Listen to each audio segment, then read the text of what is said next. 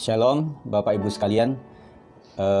Meneruskan apa yang telah kita lakukan pada hari ini, pasti kita juga merasakan kesulitan untuk ibadah di rumah, karena memang kita sudah puluhan tahun ibadah itu ada di gereja. Tetapi pakai pelajaran dari apa yang Tuhan izinkan, ini menunjukkan kemurnian setiap pribadi dengan Tuhan. Karena keaslian ibadah kita itu adalah ketika ada di rumah. Di formal itu kita masih kebawa sama yang lain, tetapi kalau di informal di rumah itu kita asli, kita murni dengan Tuhan. Hari-hari ini kita akan melihat bahwa kita antusias kepada Tuhan tetap atau tidak. Nah, bisa dibuktikan beberapa minggu yang sudah berlalu ini, mungkin tidak semua ibadah dan merasa biasa saja, tidak ada masalah. Tapi itu masalah.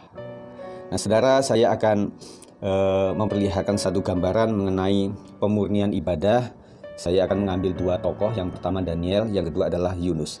Nah, Daniel itu diperhadapkan di antara orang-orang yang tidak mengenal Allah, dan kemudian Daniel juga ada di aturan terhadap pelarangan ibadah.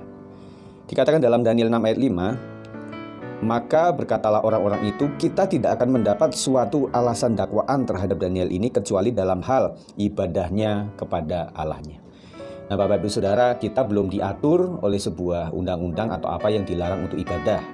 Ya, nah hari ini yang tadinya di rumah tidak boleh diadakan ibadah, sekarang dihimbau untuk ibadah di rumah. Puji Tuhan. Nah, Daniel mengalami aturan tidak boleh ibadah, tetapi Daniel tetap ibadah.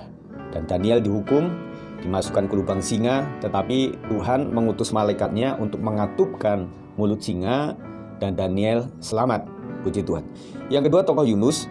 Yunus itu disituasikan yang tidak normal atau abnormal. Mengapa abnormal? Karena Yunus harus berdoa di perut ikan. Nah, saudara, kesulitan apa kita berdoa di rumah atau di keluarga?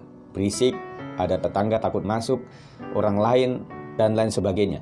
Tetapi bayangkan yang dikatakan di dalam Yunus 2 ayat 1, berdoalah Yunus kepada Tuhan Allahnya dari dalam perut ikan itu. Nah, kita bayangkan doa di perut ikan itu situasinya seperti apa?